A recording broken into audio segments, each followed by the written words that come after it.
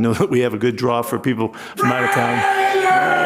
There you go. There you go. We are a football family. To the man of the hour, Liam. Duval. Excuse me, speak up.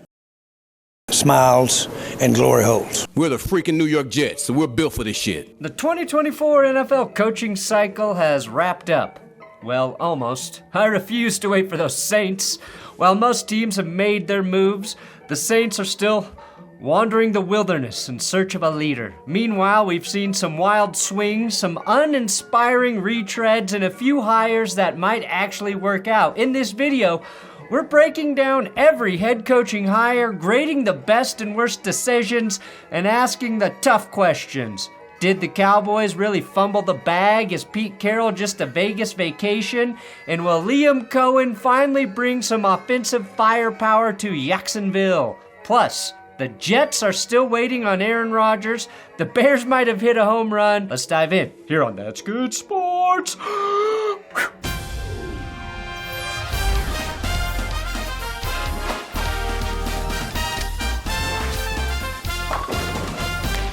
Today's episode is sponsored by Underdog. That is my favorite place to play daily fantasy. You know that. And in pick'em games. You know that. We're 2,400 signups away from this insane punishment that you suggested, but you have less than 2 weeks to make it happen. We need 7,500 signups, and I will attend the Chiefs three-peat parade. They, of course, have to win, but let's say the Chiefs lose, and we hit this goal anyway. We will think of another torturous punishment for me to prove that I greatly value your support. For the big game, though, Underdog is celebrating by giving everyone a no-sweat entry, which means you can either cash in or get your entry fee back in bonus credit. So come join Underdog before the big game kicks off by signing up with my code, That's Good, link in the description to get up to $1,000 in bonus cash when you make your first deposit and a free pick. The free pick, by the way, is Kelsey. Maybe as I promote Kelsey for the free pick, he will get cursed for the big game. Is that how it works? Let's begin down south in Duval. Liam Duval. Cohen. Unfortunately for my wife, I don't have a ton of other hobbies. Once Liam doubled down on that, I bought in. Duval. Here we go. Cohen is like the reverse Josh McDaniels. He looked like he was going back to Tampa Bay, where he found so much success as an offensive coordinator last season with Baker Mayfield, but as soon as he heard that Trent Baalke was out of the picture in Duval, Throw the baby out with the bathwater. suddenly a team with Trevor Lawrence, Brian Thomas, Trayvon Walker, and Josh Hines-Allen looked very appealing. Now, Cohen is 39 years old. He spent 2 seasons in the NFL as an OC. The first was with the Rams back in 2022, the year they struggled mightily to defend their Super Bowl title. But a year ago in Tampa, Cohen guided the Bucs offense to a season that was top 5 in yards, points, and passing touchdowns. The main job for any Jaguars coach is to immediately get the most out of that long-haired hippie Trevor Lawrence. That's really all you have to do. Everything else is secondary in Jacksonville. Just don't kick the kicker and always fly home on the team plane instead of staying in Ohio to get fucked up on camera. I have a good feeling Liam Cohen can handle that. It's all about players. That's all I've ever known. In times of crisis, think players, not plays. Now, there's currently no GM for the Jags after they let Baalke walk, but Shad Khan says he will fill the position by the end of February. Liam's biggest challenge, which also applies to the Saints and Raiders at this point, is filling out the staff. A lot of the hot names to be promoted have all taken gigs with the Bears, the Lions, and the Jets. I am a little excited for the most Italian defensive coordinator we may have ever seen. Yes, this guy's even more Italian than Vic Fangio coming over from Green Bay. Everybody understands ass whooping, okay? I can go to Greece and somebody start getting their fucking ass whooped. We all understand what's happening. My final grade for the Jags is a B+. Jacksonville waited too long to correct their Baki issue, but they did it in the end and hopefully got their guy in Liam Cohen. The Patriots hired Mike Vrabel so long ago, I almost forgot to put him in this video. The Pats get an easy A- for this hiring.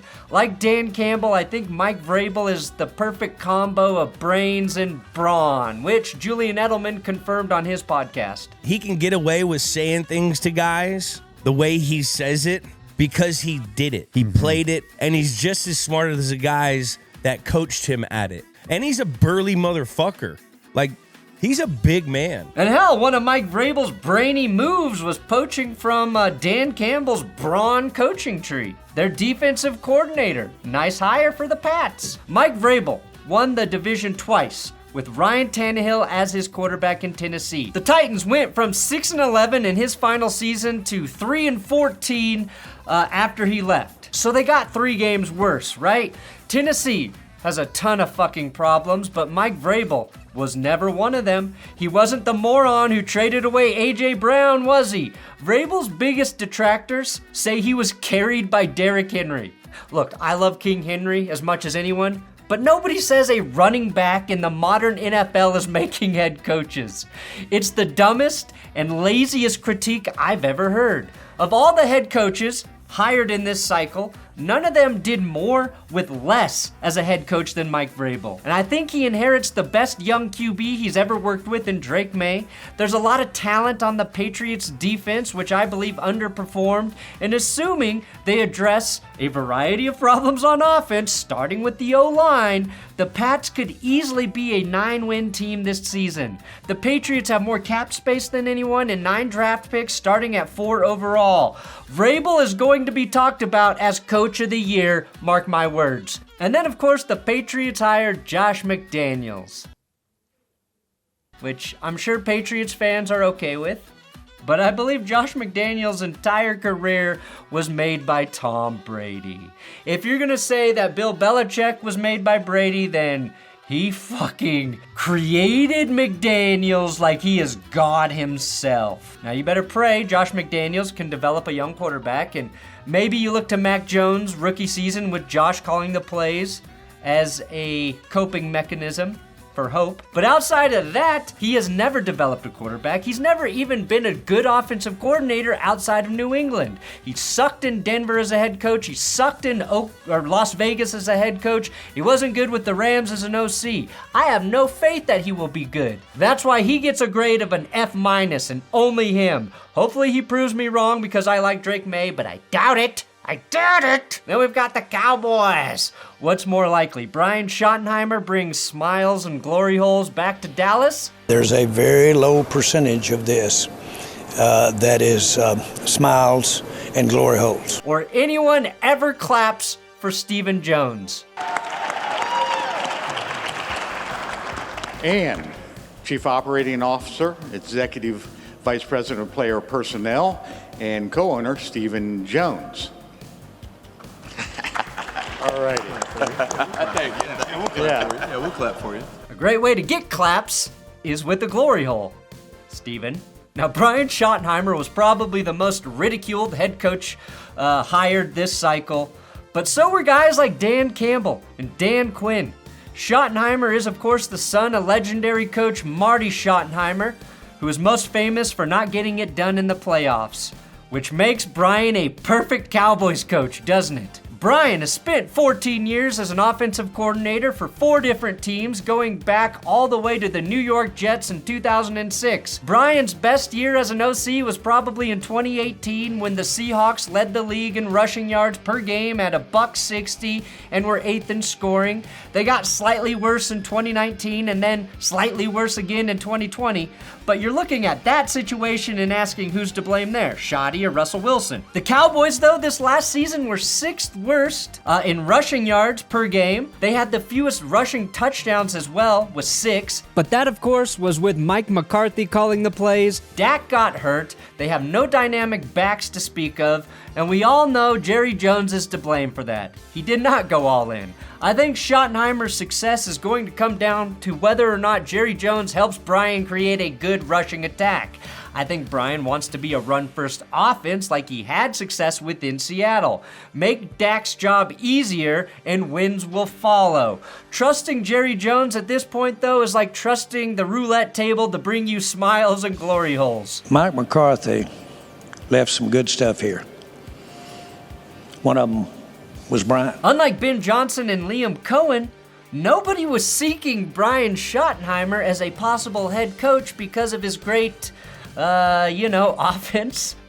The question remains, though, whether Jerry is really taking a risk like he insists, or if he just wants a safe choice who's been in the building and will do exactly what he says. Something tells me it's more of the latter. They do land defensive coordinator Matt Eberflus. This is a pretty good hire. Eberflus was never meant to be a head coach, in my opinion, but as long as he's in no way involved with clock management, this could work out. Plus, he's still got some good pieces to work with. Micah Parsons, DeMarion Overshown when he gets healthy, and Deron Bland. Eberflus also spent 7 years as a linebacker coach for the Cowboys from 2011 to 2017.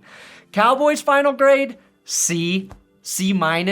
These are low-risk hires who have a lot of NFL experience.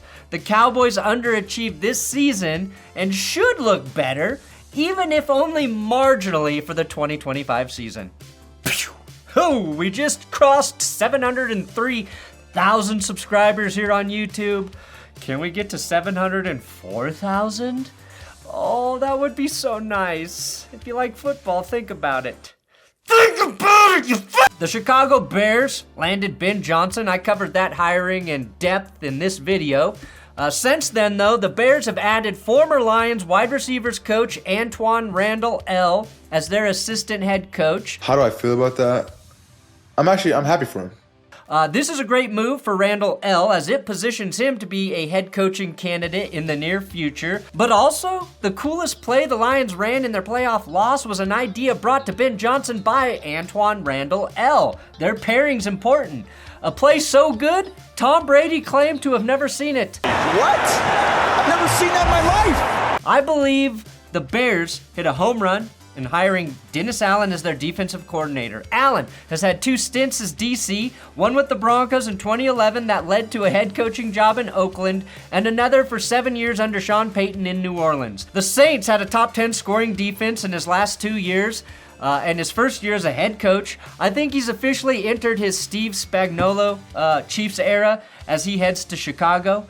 Being a failed head coach somehow turns you into the best defensive coordinator on earth. On the other side, Chicago hired offensive coordinator Declan Doyle. Who the fuck is Declan Doyle? With a name like Declan, I know he's young. Yep, 28. Declan was the Broncos tight end coach this last season, which I find interesting because the Broncos got little to no production out of their tight end room and haven't for some time. Now that's probably because Denver's lunch pail tight ends are called lunch pail tight ends because they were all construction workers when Sean Payton signed them because Denver was dealing with the largest dead cap hit ever. But let's be honest, being the offensive coordinator for a team coached by Ben Johnson might be the easiest gig in the NFL.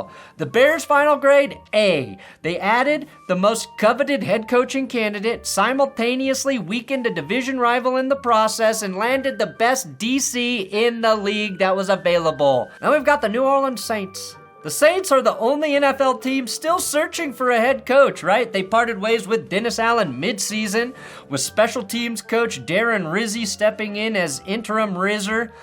Rizzi also interviewed for the permanent role earlier this month. This feels like a bunch of Cardinals trying to elect a new pope. Shout out Conclave. The Pope is dead. The throne is vacant. Commanders offensive coordinator Cliff Kingsbury chose not to pursue the Saints' vacancy. Meanwhile, Bills offensive coordinator Joe Brady decided to remain in Buffalo. Both Mike McCarthy and the Saints are claiming to not be interested in one another. I haven't seen this much rejection since every dance I attended in high school. Why won't you dance with me, Susie? Just one dance. This definitely is a reflection of where the Saints are as a franchise. No one wants to take responsibility for the shitty position they have with the cap, with Derek Carr or with those weird Taysom Hill funny money contracts. This is a team that could make just a couple of changes and find itself atop the NFC South, and still no one wants to fuck with them or risk their career coaching this team. Interesting. Now this appears to be Kellen Moore's job, right? It's just a formality at this point, but as the Eagles offensive coordinator, they can't hire him until after the Super Bowl. Kellen Moore has to be one of the more incredibly likable mother lickers out there because he hasn't really established himself as a great offensive coordinator. In fact, the Cowboys offense improved after he left and Mike McCarthy started calling plays. The Chargers offense with fewer weapons, better after he left. This season, Saquon Barkley was the Eagles offense. Ah shit, I said Derrick Henry didn't make Mike Vrabel, but I am saying Saquon Barkley has made Kellen Moore. What, I contradict myself all the time. Get used to it. I give the Saints a grade of 10,000 Hail Marys because you're going to need to get on your goddamn knees and pray and repent to save this team. You have to commit to a side. The Jets. Aaron Glenn. We love it, we sleep it, we breathe it, and that won't change. One of the top coaching candidates this cycle ultimately chose to return to the Jets, where he started his NFL career. At his introductory press conference alongside new general manager Darren Muji, Glenn talked about his deep connection to the franchise, saying he had unfinished business going all the way back to the AFC Championship game that he lost to the Broncos back in 1998. We're the freaking New York Jets, so we're built for this shit. Now, a key decision for the new regime will be Aaron Rodgers' future, right? Aaron Rodgers will be talked about. And Jets owner Woody Johnson has left that call to Glenn and new GM Muji, though Rodgers 41 is yet to decide if he'll return for a 21st season. While Glenn has already communicated with Aaron Rodgers, he made it clear that his priority is finding a quarterback with mental and physical toughness who is also a winner. Now, Rodgers told Glenn he won't know if he's still a winner until he spends a week in a sensory deprivation tank floating down the Colorado River high on peyote, the final hallucinogenic he needs to take to complete the 4 points of his inner peace sign. At which point, Aaron Glenn said, I don't know what you just said, but tell me if you want to play. The Jets have hired former Cardinals head coach and Niners DC Steve Wilks as their defensive coordinator. Aaron Glenn confirmed he will not be calling defensive plays, which I think suits his head coaching style best. I can stand in front of a group of men and I can give as many rah-rah speeches as I can. But culture is about people. Wilks most recently served as the 49ers DC in 2023, but was dismissed following San Francisco's Super Bowl loss to the Chiefs. Now, he previously held head coaching roles with the Cardinals and Panthers, compiling a 9-19 record. His past coordinator experience includes stints with Carolina and Cleveland. His defense, though, was actually pretty good in 2023, but the 49ers needed a scapegoat. Just like the Panthers and Cardinals. Oh, no. If things go bad in New York, Steve Wilks is the guy everyone will blame, isn't he? Oh, man. It's probably because he doesn't want any buddies, though. Is a friend buddy, all right? I don't want to be nobody's buddy, and you should not want a buddy, all right? A friend's going to always tell you the truth. The Jets' final grade? A-. The Jets got a guy in the clubhouse who can put an end to the 2 years of drama in New York, build around strong pieces on defense, and hopefully identify the future at quarterback, and pray to God Woody Johnson gets the fuck out of his way. Then we got the Niners. No head coaching change, but they brought back Robert Saleh. Saleh was their DC from 2017 through 2020, including the first season they went to the Super Bowl under Kyle Shanahan. He's actually got a little bit of a turnaround job to do in the Bay. The 49ers defense was really banged up last year, but they still ended up giving up the 4th most points in the NFL after finishing 3rd overall in scoring a year prior. I always like when a coach ends up back where he was to do a little career rehabilitation, and I could see Robert Saleh riding the ship quickly in San Francisco before getting some interviews to become a head coach in 2026. Although I respect the Mike McCarthy approach more.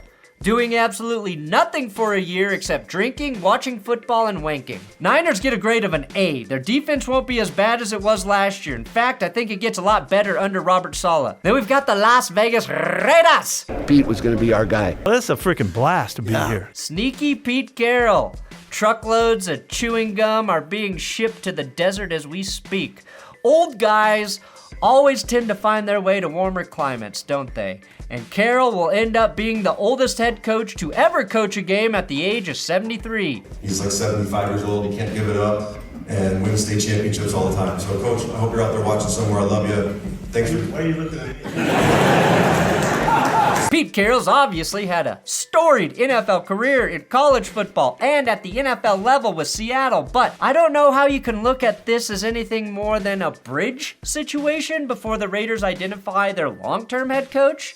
That noted, Pete is the best bridge coach you could have ever asked for. 291 wins in the National Football League, 9 away from the illustrious 300. You're in charge of a team, and you've got to run team meeting, and you've got to handle situational play calling during the week and preparation, and how to model week-to-week practice schedules and communication and vision, all of that. Pete is A+.